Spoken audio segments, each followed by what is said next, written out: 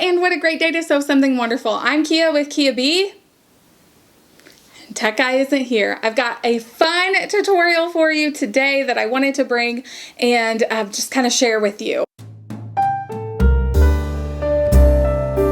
I've looked on Pinterest. You can find tons, I mean tons of tutorials on needle books, needle pages is what they're called, like all these different needle sorting things. So with some scrap pieces of fabric and just kind of on a whim, I figured out really how to create this and make it just a little bit more sturdy.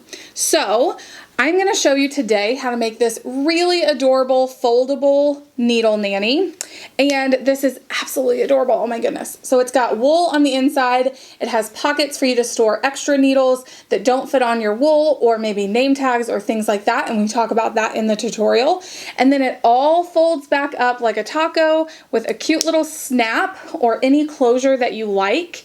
And you can throw it in your sew together bag. So this is so easy to make. You guys are going to love it. We talk about the materials that you're going to need, but I also tell you if you don't have wool or you don't have a source that you can purchase wool, you can use an extra piece of fabric and some fusible batting.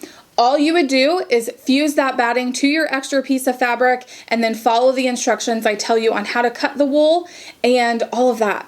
So, like I said, it's very easy. You can use things that are from your scrap bin or laying around your house to make the circle sizes. And I'm just really excited to bring this to you guys. So, feel free to watch this tutorial. Feel free to reach out to me if you have any questions or anything like that. Definitely do a YouTube search, do a Pinterest search, and find what needle books or needle nannies or needle cases work for you and what you need to be successful in your art. So why don't you guys come in a little closer? We'll go over to the sewing machine. I'll tell you the materials that you need. We'll look a little closer at that, and then I'll give you step-by-step instructions on how to put this together. Materials that you are going to need for today's project are some scrap pieces of fabric. I just have two 10-inch squares here left over from that armchair quilt that I did at retreat a few months ago. You are going to need a rotary cutter, some type of marking tool for your fabric, and then some type of fusible interfacing. I'm just using, and it doesn't even have to be interfacing, like I'm just using steam-a-seam. And this is actually light steam-a-seam tube. And so you can just use something like that. It's just something that needs fusible on both sides. And that's just something that I personally, when I made the first one, like I found that to be really handy. And then you will need a piece of wool. If you don't have wool or you don't have a way of getting wool, you can use another piece of scrap fabric and some fusible batting. That is some type of polyester, a small, very small amount of polyester, and that will work just as well. My local quilt shop also sells wool applique, and they sell these. They're called wool figs, and they're just very small pieces. They sell these for $1 a piece or $1.10, I think. The last thing that you're going to need is preference to you. You are going to need two sizes of circles. So you can grab bowls from your kitchen. If you have a circle ruler, which is what I'm going to be using, I'm using this easy circle cut. And this is just a circle template. You can use, if you have some tins laying around, anything that are two different sizes. You're going to need a bigger one and then a smaller one as well. Lastly, if you would like your needle case to have some sort of closure, you'll need a snap or a button or something to close it if that's what you choose. So I'm just going to be using plastic snaps today. So, which I'm actually not even going to show you how to do that because that's a whole other process. So I'm going to set these aside for now. And you'll also need your iron if you're using any type of fusible or heat and bond or anything like that. So what I'm going to do is I'm going to set everything aside except for one of my 10-inch squares. And I'm going to head over to my iron and I'm going to fuse one side of that steam-a-seam to this specific fabric. So I'll be right back. So I've got this all pressed. I'm going to fold this in half just like this. And I'm actually going to also do the same to this other piece of fabric and set this to the side. Now, this is where if you are using something that is just like one of your bowls or anything, you can trace your circle on here and then cut it out. I just happen, because you do not have to have any of these fancy rulers or anything, I just happen to have a circle cut ruler, and so I'm going to use that. So I'm going to line this up where it tells me to, and I don't have to worry about a seam allowance too much. And it looks like I'm going to be able to get a 9-inch square, or I'm sorry, a 9-inch circle out of this.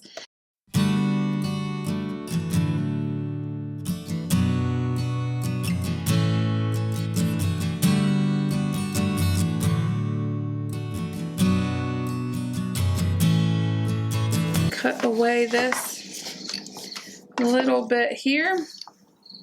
And it doesn't absolutely have to be a perfect circle because we're going to sew this inside out. And so we'll be able to kind of shape it a little bit more. Get that out of the way. Now, I remember that I made this a 9-inch circle because that's what my ruler is. And so I'm going to take my folded piece of fabric over here, and I'm going to do the exact same thing. So I'm going to put the fold this direction, and this is my secondary fabric. So, and I'm going to line up that cut and this way.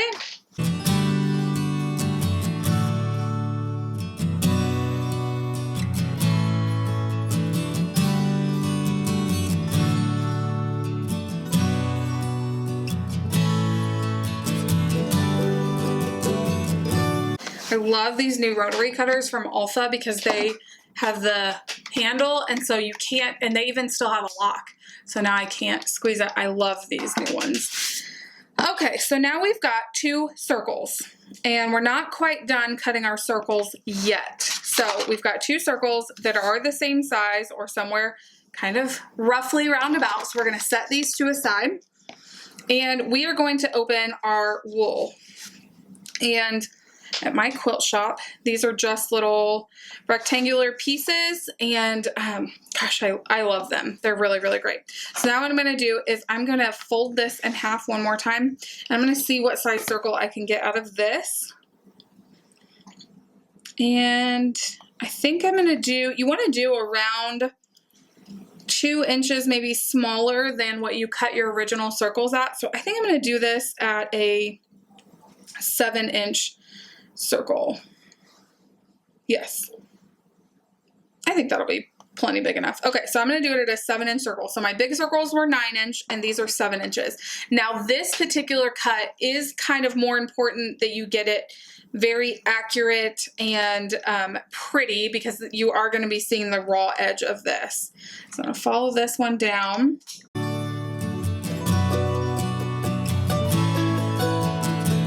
My rotary cutter is not doing a very good job, and I do want to make sure that this is really pretty. So I do have an outline here that I'm going to go ahead and go around and cut that so I make sure that it looks really, really good. Just using these Tim Holtz scissors that we got in a subscription box, and oh, I love them so, so much. So now I have a smaller circle, and you can test the size of this inside your secondary fabric because this is what it's going to layer on top of. And I think that looks really, really good. Cool.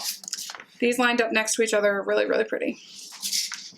Okay, so now what you're going to do is you are going to take your outside fabric and your inside fabric, and you're going to put those right sides together very simply. And we are going to throw some pins in this, just enough to get it to stay.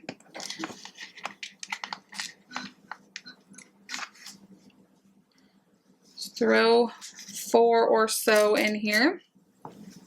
This will help it stay together as we are sewing on the machine.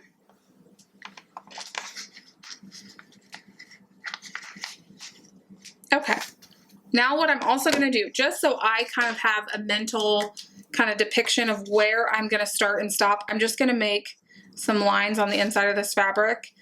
as my start and stop of my seam, because we do need to leave an opening to turn this. So I'm going to start here with a very, very small seam allowance. I'm sorry, very, very small stitch. And we are going to start there and just kind of go around the curve, leaving about 1/4 inch seam allowance.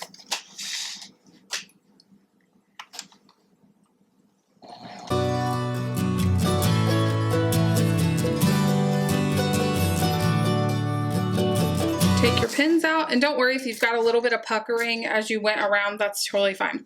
Now what we're going to do is flip this. No, you're going to take your paper off first. Whew, it's a pretty important step. If you've done your fusible correctly, this will be kind of tacky, and that's what we want before we turn it inside out.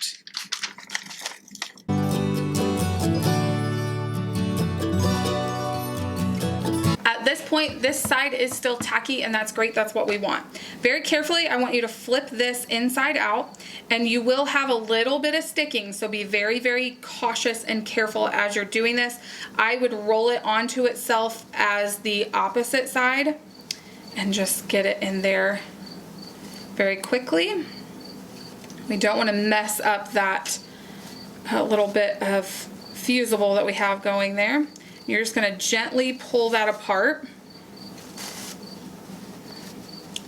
And it's okay if it sticks together, because we're going to go in here and make our circle again. So we're going to pull that all apart and reform our circle.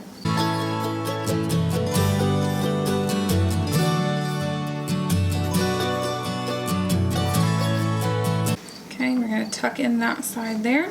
Now what I want to do is, just to make sure those seams are all the way out, I'm going to take the end of my friction pin, and Lori Holt talks about this a lot in her applique quilts, just kind of taking a pointy edge there and going around the seam and really making sure that everything is looking very, very crisp and nice before you go and press it again.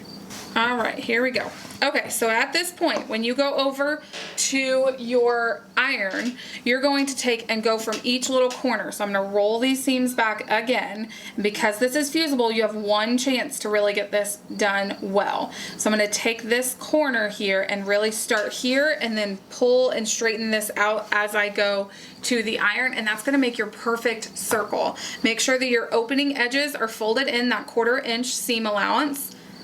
And as you iron that, those will kind of close on their own, and then we're going to stitch that. We're going to top stitch all the way around. So head over to your iron and get that done. Here is our circle, all nice and flat. Look how great that looks now. So it is a little bit of a task to do it. If you've not done the interfacing, or I'm sorry, the seam perfectly straight that first time, so make sure you take your time when you're adhering it to one of your fabrics. Make sure you really adhere it well, and that way that process of turning and stuff isn't as difficult. Okay, so now I'm just going to take this over, and with I'm actually going to do white stitches and a rather large stitch. This is just decorative and to close up that opening that we had from turning it.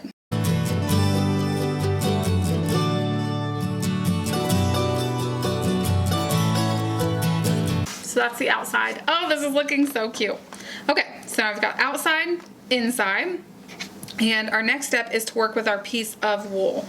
Now, this can be done in a couple of different ways. I like to section mine into 8 different slots, and that way it can fold up on itself really, really nicely. It kind of folds a little bit like a taco. So let me show you that. So what I'm going to do is just work with my piece of wool for a moment, and I am going to take a straight edge, and with my heat erase pin, so my friction pin, I'm going to make sure this is pressed.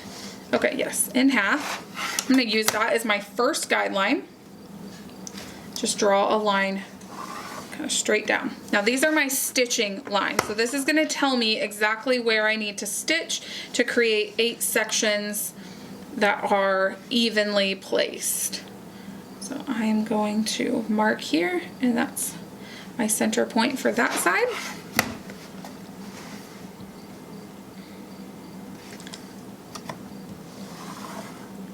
There. Okay, and then just keep going. now you have an 8-slice pizza.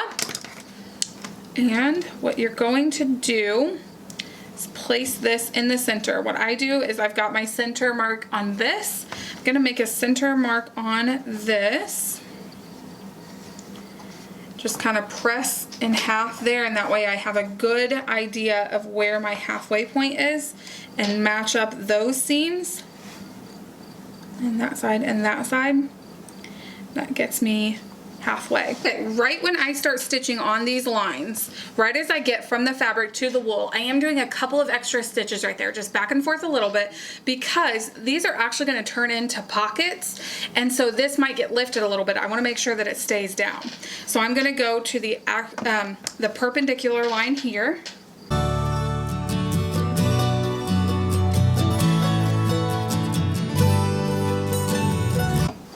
Okay, great.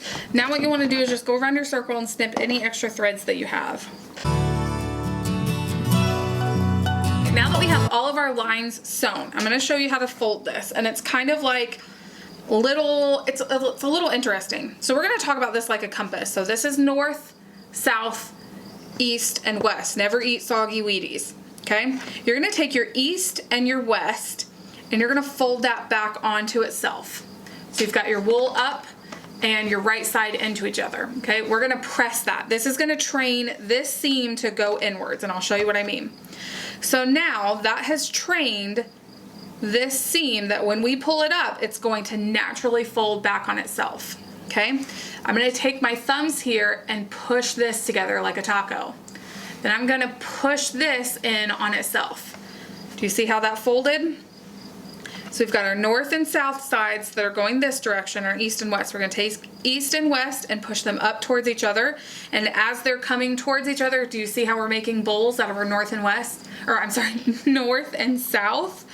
We're going to push those together to make kind of like a little, okay? Then we're going to push that all together, and it's going to make this little case. Now, if you are putting a button closure or a snap closure, your north and south ends, you would want to do that before you close it up. So I'm actually going to put a snap here and a female snap here, and that way on my north and south ends, when I push this together, those are going to snap. So let me get my snaps put on, and I'll come back and show you what that looks like. Okay, so I've got my snap here. I'm going to take my east and west, fold it into each other, fold it up like this, and hopefully, yep, just snap that right together. And the more that you unfold and fold this, the better it will be at staying, and it will get much more flat as you do it. So that is your needle case. Now don't worry about these lines that you can still see from my sewing. With a little bit of heat that I just kind of hover over, or I can even press it from this side, avoiding my snaps, I can get rid of those lines very easily. But now I can separate all of my cross stitch needles or all of my pins, any of my hand sewing needles that I have. A couple of labeling options. You can use something like a friction pin. I would not use a marker. When you use a marker on this, it tends to get a little hazy and hard to read. So you can use a friction pin or something to label those. The other thing I've thought about is you could just take a small piece of paper that I happen to have laying here and write down like John James size 24, and you can just pin that piece of paper to your wool, so then you kind of know where that's at. Or you can slide a label down in your little pocket, and that would tell you what those needles are. So there it is, all snapped together and wonderful. Like I said, you could use different closures. You could use something like you could actually not even close it at all. You could use a safety pin to close it, a snap, a button. You could use like a little hook, or gosh, so many different closures that you could use. And so I absolutely love this. I love to store all of my needles in here. I love that there are different sections, so I can keep them separated, and I can throw it in my sew together bag so very easily. And it just makes a nice little gift for your stitchy friends. So I hope that you all enjoyed this tutorial today from the Hive. We hope that you have a wonderful afternoon.